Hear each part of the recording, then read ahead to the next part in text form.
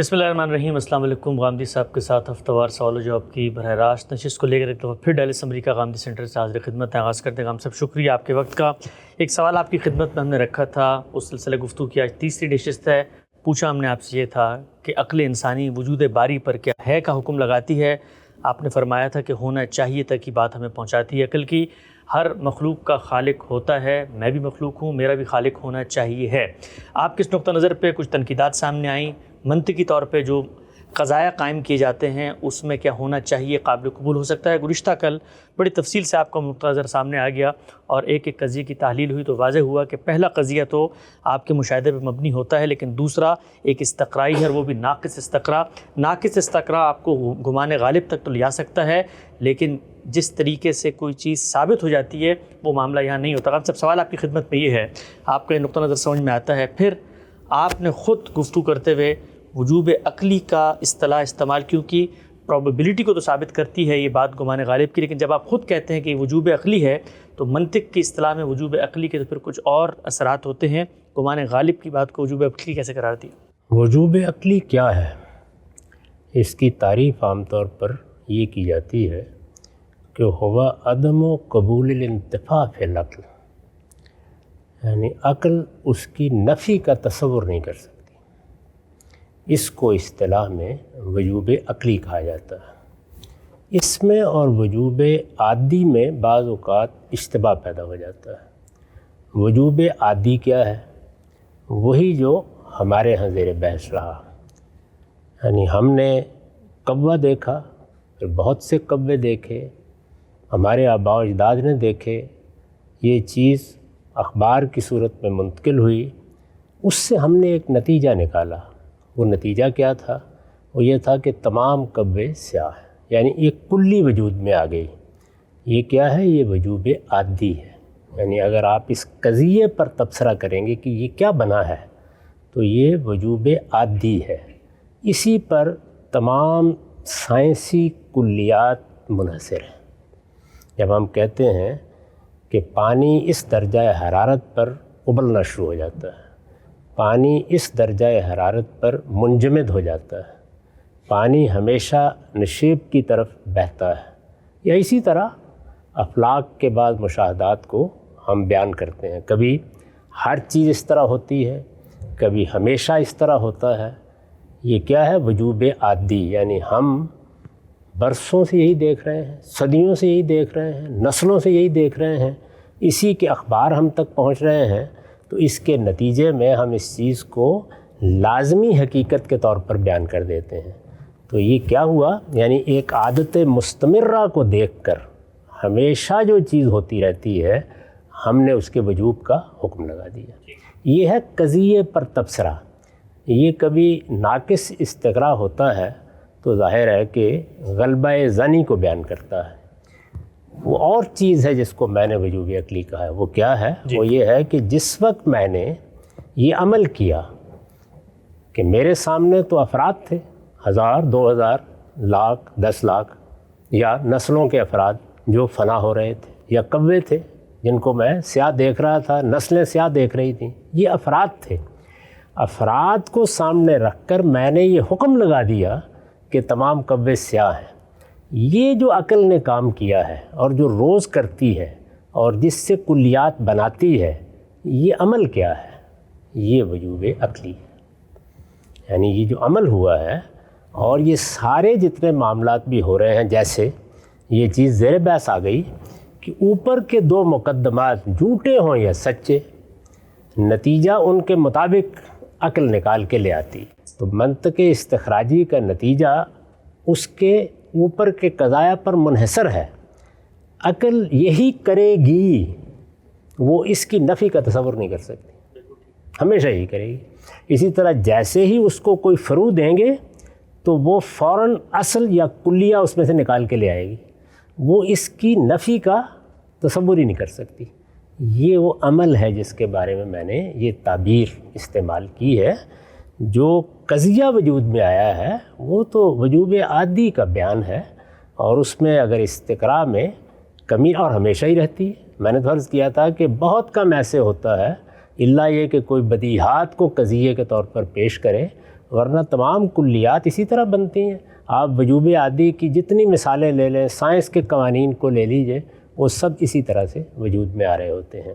تو ایک ہے اس قضیے کا حکم کیا ہے، اور ایک چیز یہ ہے کہ یہ جو عمل کیا ہے، ہم نے ایک فعل کو دیکھا، وہ خلق کا فعل تھا، اس سے ہم نے اس چیز کو لازم ٹھہرا دیا کہ خالق ہے. یہ جو عمل ہوا ہے یہ کیا ہے؟ یعنی یہ کیا ہے؟ یہ اصل میں عقل کا پیدا کردہ وجوب ہے، اور یہ تعبیر کس چیز کے مقابل میں اختیار کی گئی ہے؟ امر واقعی کی. یعنی امر واقعی ہمیں عین الیقین کے درجے تک لے جاتا ہے، وہاں ہماری آنکھیں دیکھ لیتی ہیں، چیز حواس کی گرفت میں آ جاتی ہے. اس سے جو وجود پیدا ہوتا ہے وہ وجوب، یا جو ہم نے نتیجہ نکالا ہے وہ نتیجہ وجوب عقلی ہی کے الفاظ میں بیان کیا جائے گا. تو یہاں عقل کا وظیفہ کیا ہے جب وہ کلیات بنا رہی ہوتی ہے، جب وہ اصل سے فرع نکال رہی ہوتی ہے، جب وہ فرع سے اصل نکال رہی ہوتی ہے، جب وہ منطق استخراجی کے دو مقدمات سے نتیجہ پیدا کر رہی ہوتی ہے، اس میں نفی کا احتمال ختم ہو جاتا ہے. یعنی وہ عمل ہونا ہے ہر حال میں، اور اس کو اس صورت کو اختیار کرنا ہے. ہماری عادت مستمرہ میں جو چیزیں آ جائیں گی ان سے کلی بننی ہے، اس سے قانون بننا ہے، اسی پر ہماری زندگی کا انحصار ہے. عقل اس قانون کے مقابل میں اس چیز کو تسلیم کر لے کہ یہ قانون نہیں بننا چاہیے، یا افراد سے کلی نہیں اخذ ہونی چاہیے، یہ عقل نہیں مانے گی. تو وجوب عقلی کا یہی مطلب ہے، اور بالکل درست جس نے بھی بیان کیا ہے کہ یہ اصل میں اس چیز کا اظہار ہوتا ہے کہ عقل اس کے انتفاع کو قبول نہیں کرتی. جی ہاں سر، نقطہ آپ نے واضح کیا. اچھا ایک توضیحی نقطہ بیان کیجیے گا. مثال کے طور پہ دو قضایا ہیں، ان دونوں قضایا سے ہے کا حکم برآمد ہوا، تو اب منطق استخراجی ڈیٹیکٹیو لاجک تو یہ کہتی ہے نا کہ آگے جو بھی نتیجہ نکلے گا اس کو بھی ہے پہ ہونا چاہیے ہے. اگر ایک قضیہ مثال کے طور پہ استقراء ناقص، اس کو آپ نے بیان کیا کہ وہ جو انڈکشن کی ہے وہ نقص پہ پائی جاتی ہے، اس میں پوری طرح احاطہ نہیں کیا. استقراء ہوتا ہی یہی ہے، یہ کوئی تعبیر نہیں ہے ناقص اور کامل، ہوتا ہی یہی ہے. یعنی استقراء کرنے کی ضرورت کیوں پیش آ گئی ہے؟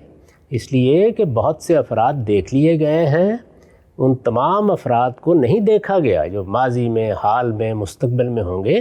ورنہ مجھے یہ بتائیے استقراء کی ضرورت کیوں پیش آئی؟ یہ ہوتا ہی اس طرح ہے. استقراء سے جو کلیات بنتے ہیں، یا منطق استقرائیہ میں جو کلیات بنتے ہیں، وہ بنتے ہی اس طرح ہیں. تو وہ کیا ہوتے ہیں؟ وہ اصل میں عادت مستمرہ کا بیان ہوتے ہیں. تعبیر کرنے کے لیے اگر کوئی اصطلاح بنانی ہے تو وہ کیا ہے؟ وجوب عادی. یعنی یہ گویا ہم نے ہمیشہ ایسے دیکھا ہے، یہی استدلال کیا جائے گا. ہم نے تو ہمیشہ پانی کو اسی درجہ حرارت پر ابلتے دیکھا ہے، یہاں بھی ابال کے دیکھ لیجیے، وہاں بھی دیکھ لیجیے. ہم نے تو اسی درجہ حرارت پر منجمد ہوتے دیکھا ہے. تو جب آپ یہ بات کہتے ہیں تو اصل میں آپ کیا کرتے ہیں؟ آپ بہت سے افراد کے مشاہدے کو تمام میں بدل دیتے ہیں. یہ جو تمام میں بدلنے کا عمل ہے، یہ عقل کہتی ہے کہ واجب ہے، یہ ہونا ہے، ہر حال میں ہونا ہے. وہ جو تمام میں بدلنے کے بعد قضیہ بنا ہے وہ غلبہ ظن پر مبنی ہو سکتا ہے، اس میں بہت سے پہلو زیر بحث آ سکتے ہیں، وہ یہاں بیان نہیں ہو رہا. ٹھیک ہے، نقطہ واضح ہوا. جو نتیجہ ہم نکالتے ہیں اس نتیجے کے بارے میں جو آپ نے فرمایا ہے کہ ہونا چاہیے تک پہنچاتی ہے عقل اس طرح کے معاملات میں، تو یہ اصطلاحات کا اس پہ بھی ذرا گفتگو کیجیے گا ہم صاحب. جو اصطلاحات ہیں وہ چاہے منطق کی ہوں، چاہے فلسفے کی ہوں، چاہے کلام کی ہوں، چاہے فقہ کی ہوں، اصطلاحات اپنا ایک بیگیج لے کے آتی ہیں. اصطلاحات کو جب وضع کیا جاتا ہے تو وہ جامع معنی بنتی ہیں. کیا یہ بہتر ہے کہ اصطلاحات کے دامن سے ہٹ کے جو حقیقت آپ بیان کرنا چاہتے ہیں اس کو بیان کر دیں؟ تو وجوب عقلی سے اگر کہیں غلط فہمی ہوتی ہے، اگرچہ اس پورے پروسیس کا طریقہ آپ بیان کر رہے ہیں، کیا یہ کہا جا سکتا ہے کہ جو نتیجہ نکلتا ہے وہ پروبیبلٹی پہ مبنی ہوتا ہے، جیسے آپ نے کل کہا تھا ارتقاء غالب ہوتا ہے؟ دو چیزیں ہیں جن کو پیش نظر رکھنا چاہیے. ایک یہ کہ ہم جب گفتگو کر رہے ہوتے ہیں تو اس کو ہم پسند نہیں کرتے کہ علمی اصطلاحات میں گفتگو کی جائے. ٹھیک، یہ گفتگویں عام لوگوں سے ہو رہی ہوتی ہیں. عام لوگ علمی اصطلاحات میں چیزوں کو نہیں سمجھتے. ان کے سامنے تو اگر نحو کے مصطلحات بیان کر دیے جائیں کہ یہ مفعول مطلق ہے اور یہ تمییز ہے، یہ حال ہے، تو وہ بھی ان کے سر کے اوپر سے گزر جائیں گی. ان کے سامنے بات بیان کرتے ہوئے یہی طریقہ درست ہوتا ہے کہ آپ عام زبان تک اس کو لے آئیں. عام زبان تک لاتے ہیں تو عام تعبیریں اختیار کرنی پڑتی ہیں. وہ تعبیریں اس طریقے سے منطقی تعبیریں نہیں ہوتی، نہیں ہو سکتی. یہ جو بعض لوگ خیال کرتے ہیں کہ پچھلی 2 صدیوں میں بہت جلیل القدر لوگوں نے بعض چیزیں لکھی ہیں، تو اس میں بیان کی ایسی خامیاں یا کمزوریاں رہ گئی ہیں۔ یہ شبلی نے لکھا ہے، یہ امین احسن نے لکھا ہے، یہ فلاں اور فلاں بڑے محقق نے لکھا ہے، یہ مولانا سید ابو اللہ صاحب مودودی نے لکھا ہے۔ یہ لوگ جن کا آپ ذکر کر رہے ہیں کون ہیں؟ یعنی شبلی کے بارے میں یہ معلوم ہے کہ وہ مولانا فاروق کے شاگرد ہیں۔ کبھی تفصیلات پڑھیے گا کہ معقولات میں ان کی کیا حیثیت تھی، کیا پس منظر تھا۔ اسی طرح سے مولانا سید ابو اللہ صاحب مودودی نے معقولات کی چیزیں مولانا عبدالسلام نیازی جیسے آدمی سے پڑھی ہیں۔ میری ان بزرگوں سے ملاقات رہی ہے جو ان کے وہاں ہم سبق تھے، اس میں کیا کیا چیزیں کس درجے کی اور کس تفاحص کے ساتھ پڑھی گئیں میں وہ بتا سکتا ہوں۔ لیکن جس وقت آپ عام لوگوں سے خطاب کر رہے ہوتے ہیں تو اپنے اس علم کا اظہار نہیں کرتے، اس میں عام آدمی کی سطح پر آ کر عام تعبیریں اختیار کر کے آپ بات بیان کرتے ہیں۔ میں نے بھی جب ایک سوال کا جواب دیتے ہوئے یہ بیان کیا تھا تو وہاں کوئی تعبیر نہیں اختیار کی تھی، سادہ طریقے سے بیان کر دیا۔ اس پر بحث ہوئی تو یہ بتانے کے لیے کہ میں جو کچھ کہہ رہا تھا اس کو اگر علمی اصطلاحات سے تعبیر کرنا ناگزیر ہو گیا ہے تو وہ یہ ہوں گی۔ یہ ناگزیر بحث کوئی پیدا ہو جائے تو پھر ہم بتاتے ہیں کہ یہ اصل میں نحو کا یہ قاعدہ ہے، جملے کی یہ تالیف ہے، یہ منطق کا یہ طریقہ ہے، یہ دیکھیے یہ استخراجی منطق کے مقدمات اس طرح قائم ہوتے ہیں، یا جیسے کل کی نشست میں یہ بحث کرنی پڑ گئی کہ قضایا کیسے وجود میں آتے ہیں۔ یہ سب کچھ اصل میں ان فنون سے تعلق رکھنے والے لوگ جب اس کی تحلیل کرنا شروع کر دیتے ہیں اور اس میں کوئی غلط فہمی ہوتی ہے تو اس وقت اختیار کی جاتی ہیں، ورنہ یہ بات بالکل درست ہے کہ عام طریقے ہی سے بات واضح کرنی چاہیے۔ اور میں تو کبھی بھی اپنی گفتگو میں، اپنے درسوں میں، اپنی تحریروں میں اصطلاحات کا استعمال نہیں کرتا، اس سے پوری طرح گریز کرتا ہوں۔ اور اصطلاحات کا استعمال کر کے آپ کسی صاحب علم کو تو مطمئن کر سکتے ہیں، عام آدمی تو سوائے اس کے کہ اس کے نتیجے میں جا کے سو جائے اور کچھ بھی نہیں کرے گا، کیونکہ بات ہی اس کی سمجھ میں نہیں آئے گی۔ عام گفتگو کا طریقہ اللہ نے اپنی کتاب میں اختیار کیا ہے۔ عام اسالیب جس کو عربی مبین کہا ہے، رسالت مآب صلی اللہ علیہ وسلم نے اختیار کیا ہے۔ جس وقت بھی آپ عام لوگوں سے بات کریں اسی طرح کریں، شبلی ہوں یا ابو اللہ مودودی یا امین احسن اصلاحی، انہوں نے یہ فیصلہ کر لیا کہ وہ عام لوگوں تک اللہ کا دین پہنچائیں گے۔ اس میں یہ رعایت ملحوظ رکھی جاتی ہے کہ بات اس طریقے سے کی جائے کہ اصحاب علم بھی اس کو سمجھ لیں، اور اگر کوئی علمی رائے ہے تو وہ اس طرح تنقیح کر کے پیش کر دی جائے۔ تاہم جس طرح سے اصطلاحات کو سامنے رکھ کر آپ ایک جملہ بنا کے بیان کرتے ہیں، یہ اس طرح منطق کی کتاب میں لکھا ہوا ہے، یہ اس طرح سے علم کلام کی کتاب میں لکھا ہوا ہے، یہ یہاں ملحوظ رکھنا ممکن ہی نہیں ہوتا۔ تاہم اگر کوئی شخص اصرار کرے تو پھر بتانا پڑتا ہے جی اس سے مقصود کیا، تو یہ میں نے اس کا تجزیہ کر کے آپ کو بتایا ہے کہ یہ تعبیر اصل میں عقل کے اس عمل کے لیے بولی گئی ہے جو وہ کر رہی ہے، یہ اس قضیے کے بارے میں نہیں کہا گیا۔ ہم سے نقطہ واضح ہوا۔ اچھا، ایک اور ضمنی پہلو ہم عام طور پہ دیکھتے ہیں جو ہمارے مذہبی لوگ ہیں، مذہبی ذہن، دینی علوم کا پس منظر رکھتے ہیں، فقہ، کلام، تصوف و اس طرح تاریخ کی چیزوں کو پڑھتے ہیں، وہ یہ کہتے ہیں کہ بھائی جب آپ دینی موضوع پہ گفتگو کر رہے ہیں تو دینی موضوع پہ گفتگو کرنے کی بھی ایک روایت بن چکی ہے۔ اگر آپ عقائد پہ گفتگو کر رہے ہیں تو کلامی مباحث میں جو اصطلاحات انہوں نے متعین کی ہیں ان میں بڑا پتا پانی مارا ہے۔ ایسے نہیں کہ ایک دن اٹھ کے انہوں نے کوئی بات کر دی تو ان کو کس دیا ہے انہوں نے، تو وہ اصطلاح جب آپ استعمال کریں گے تو ایک عام آدمی بھی آپ کی بات سے کوئی گمراہی کا نقطہ نہیں نکالے گا۔ تو ان اصطلاحات کو سامنے رکھ کر یا بات کریں، جب آپ ان کو ایک طرف رکھ کے اپنی تفہیم سے بات کرتے ہیں تو اس میں دو پہلو سامنے آتے ہیں۔ پہلا تو یہ ہے کہ جو پچھلے لوگوں نے بات کی تھی کیا وہ اپنی بات بیان نہیں کر سکے جو آپ آگے بہتر بیان کر رہے ہیں، اور دوسرا یہ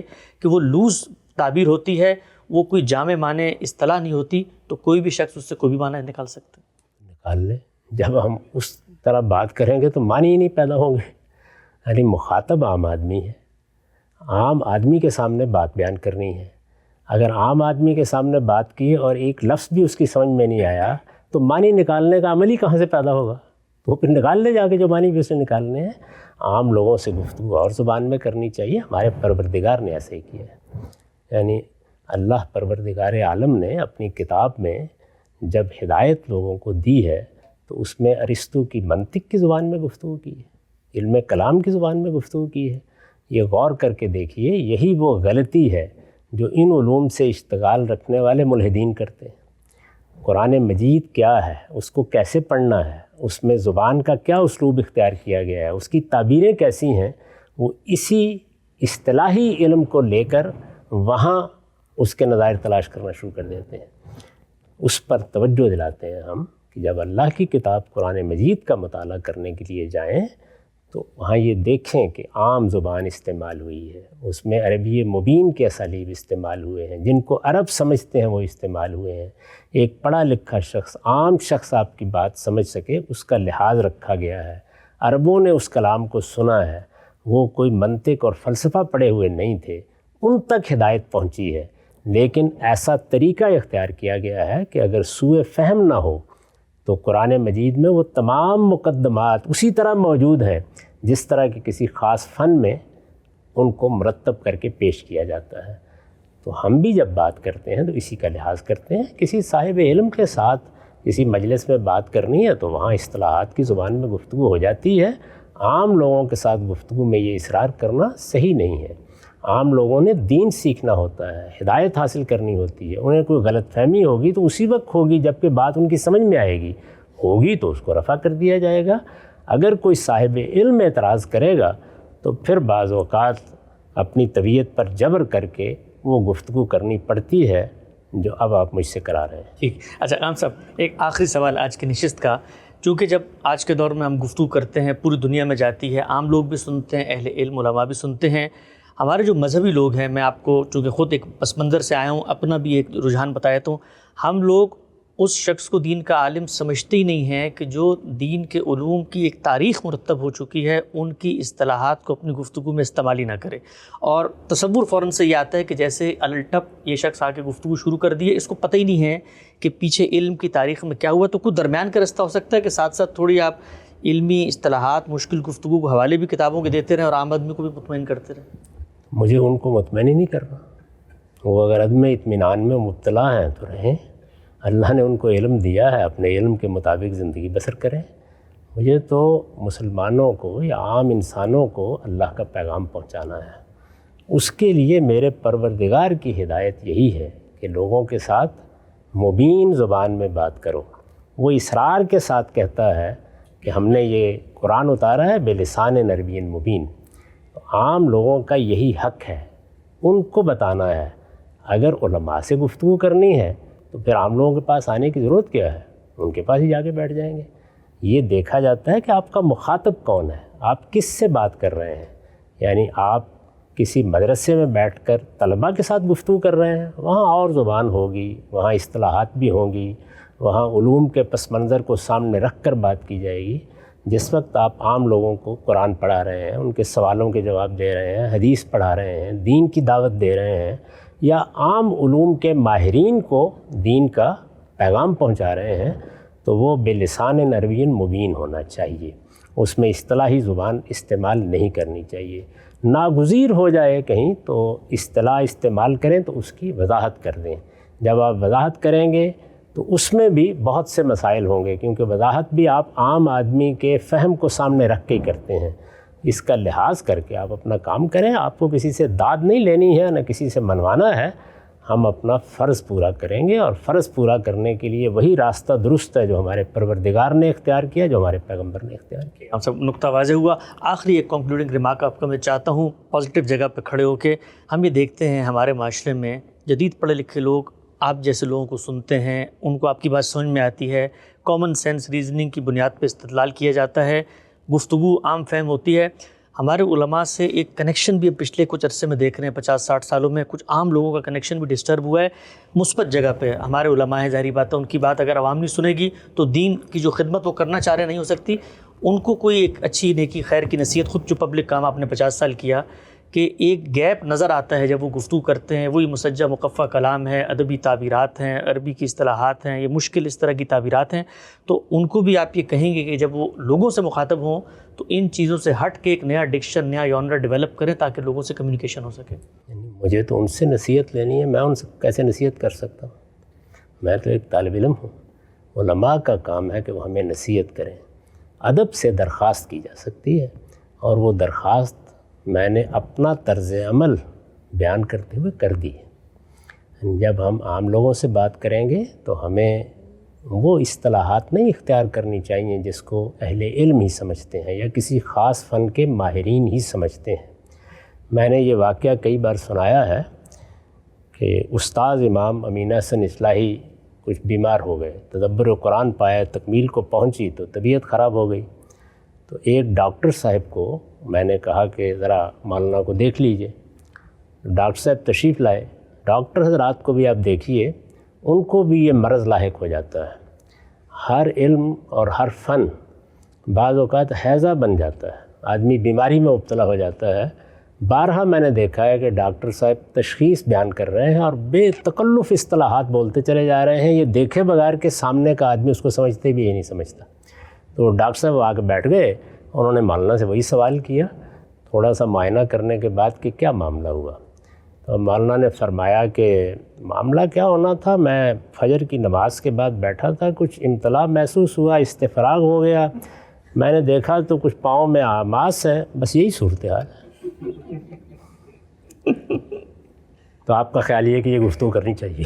صحیح، ٹھیک ہے، ہم سب نقطہ واضح ہوا۔ وجود باری عقل انسانی کہاں تک پہنچا سکتی ہے، آپ کو ہے یا ہونا چاہیے، تفصیل سے 3 نشستوں میں غامدی صاحب کا نقطہ سامنے آیا۔